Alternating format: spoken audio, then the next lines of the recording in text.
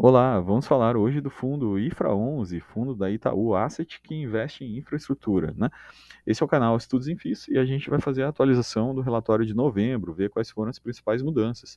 Esse fundo aqui é um fundo bem high grade, né? Ele tem a carteira dele constituída na entrada, na originação, com carrego de IPCA mais 7,3, né? A gente vai ver a maioria dos ativos, bastante transmissão, né? Então é um fundo assim bem high grade, em linha, bastante em linha com uma carteira também do Cadif, né? Segue bastante isso. Carteira dele marcada a mercado hoje, IPCA mais 7,8, né? Ele está entre os 4 maiores fundos de infra da B3, né? Está ao mesmo nível de patrimonial, basicamente, do juro, né? O juro até ultrapassou ele recentemente com aquela emissão que foi feita, a emissão dos 625 milhões, né? Tem vídeo aqui no canal também sobre ela.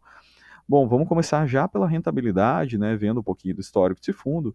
A gente percebe que é um fundo que paga com bastante consistência dividend yield, né? Nos últimos 12 meses, ele está aí com dividend yield de 13,75%, o nível de pagamento. Bastante consistente. Esse mês aqui entregou R$ 1,09 por cota, né? E a gente vai perceber que o período que ele sofreu foi esse período aqui de janeiro até março, que foi o período do evento Light, evento Americanas, estresse de crédito, a abertura do spread de todas as debêntures de forma generalizada, né? Marcação ao mercado jogando contra. Então foi um período que todos os FIINFRAs sofreram, né? Então nesse período aqui, analisando qual foi o reflexo na cota, né? O fundo chegou a negociar até com 5% de desconto, né? Em relação aos valores patrimoniais à época, né? Depois disso, ele se ajustou, passou a negociar basicamente no PVP, né, entre 1 e 1,01. E recentemente, nos últimos dias, a gente tem visto uma subida, né, uma subida até bastante pronunciada. A cota dele já chegou a bater R$ 108 aqui, né, nos últimos dias. Então, ele negociando essa cota 108, a gente tem que sempre fazer a continha também, né, galera? Sempre com o nível diário do patrimonial, né? Não adianta a gente olhar o patrimonial de fechamento de mês, né? Então, se a gente for fazer um PVP atualizado, né, basicamente do dia 20 aqui, com o fechamento do dia 20 e o último atualizado patrimonial que a gente tem do dia 18, a gente chega à conclusão que a patrimonial dele última está em 105,46, né? Então, quando a gente faz a conta aqui do PVP atualizado dele, a cota mercado pelo patrimonial atualizado, a gente chegaria ao nível de 1,02, né, de ágio atualmente. Não está tão diferente do fechamento do relatório do mês, mas aqui estava mais barato no fechamento do mês de novembro, né? Ele estava negociando em torno de 1 até 1,01, com desconto leve, né? Agora já está com um ágio um pouquinho maior. Mas é um fundo que tem bastante recorrência, previsibilidade, então você percebe aqui, vamos fazer um exercício desde o início, né? Então, em 2020, ele pagou praticamente do que o dobro das NTNBs relativo à cota patrimonial, né? Quando a gente olha a valorização de cota patrimonial, a gente está olhando basicamente o dividend yield, né? Se a gente olhar a valorização da cota mercado, a gente está pegando o binômio, né? Dividend yield, proventos, mais valorização de cota. Então, 2020 foi muito bom. 2021, já o ano lá mais da pandemia, pós-pandemia, né?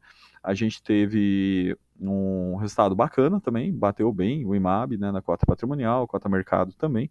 2022, ele foi penalizado aqui no último trimestre, marcação a mercado negativa, basicamente, mas ele ficou muito em linha com o IMAB também, muito próximo aí, variação na casa decimal aqui, com relação à cota patrimonial.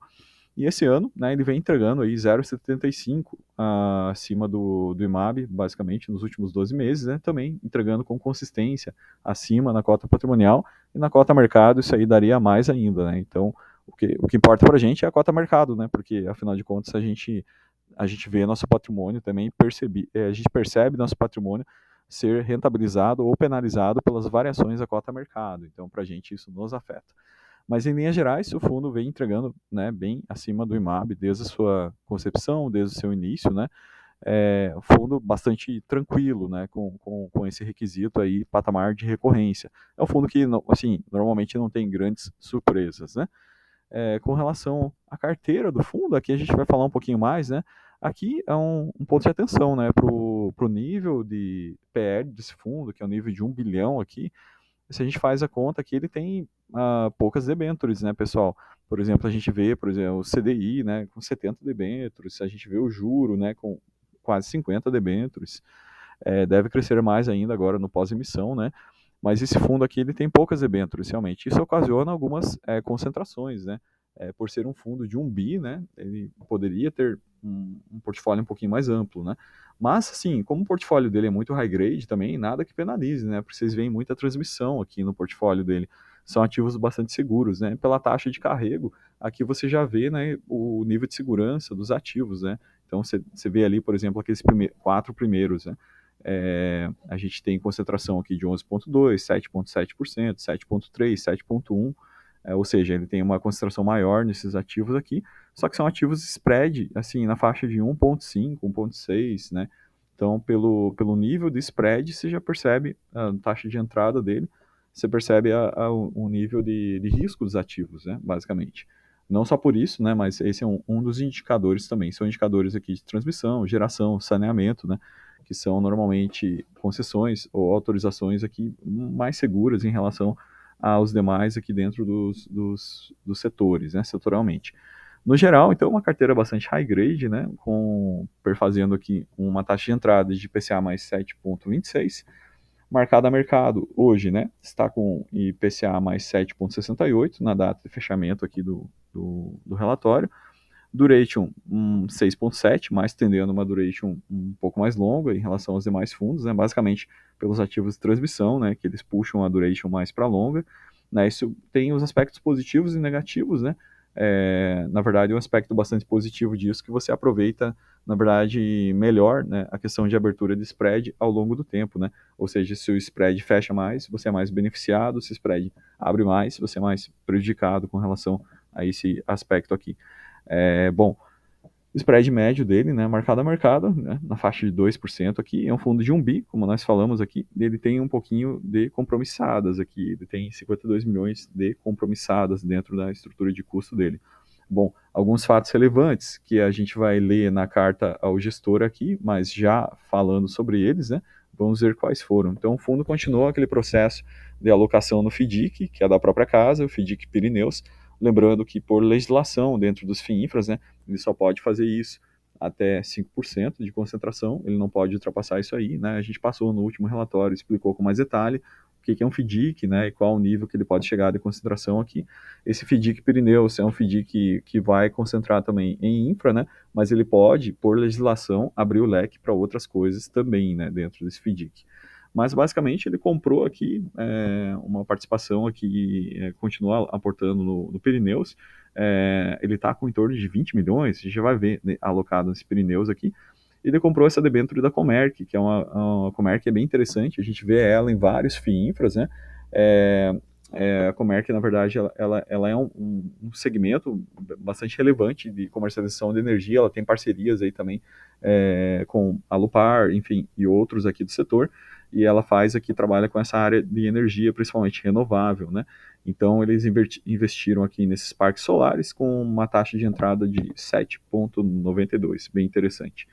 Eu vou voltar aqui só para a gente fechar o raciocínio. Então, marquei em azul esses dois últimos aqui, a entrada dele na Comerc e o aumento de aporte dele no Pirineus, hoje com 21,7 milhões, aqui 2% do PL do fundo. O fundo nos fala, né, que pode chegar até 5% nele e pretende continuar alocando para fechar os 5% no fundo Pirineus aqui, buscando uma taxa de rentabilidade maior, né? É um fundo da própria casa, mas o gestor nos explicou, né, que ele tem possibilidades de investimento com nível de ganho um pouco maior do que algumas debêntures incentivadas dentro do Pirineus, né? Então, a gente percebe aqui que realmente o portfólio do fundo é muito high grade, se o fundo conseguir melhorar realmente a taxa de retorno com essas alocações dentro do Pirineus, isso pode estar somando positivamente para a rentabilidade total do fundo. Como é 5%, né, somente, na prática aí, o impacto não deve ser grande, assim, nem para o bem nem para o mal, né?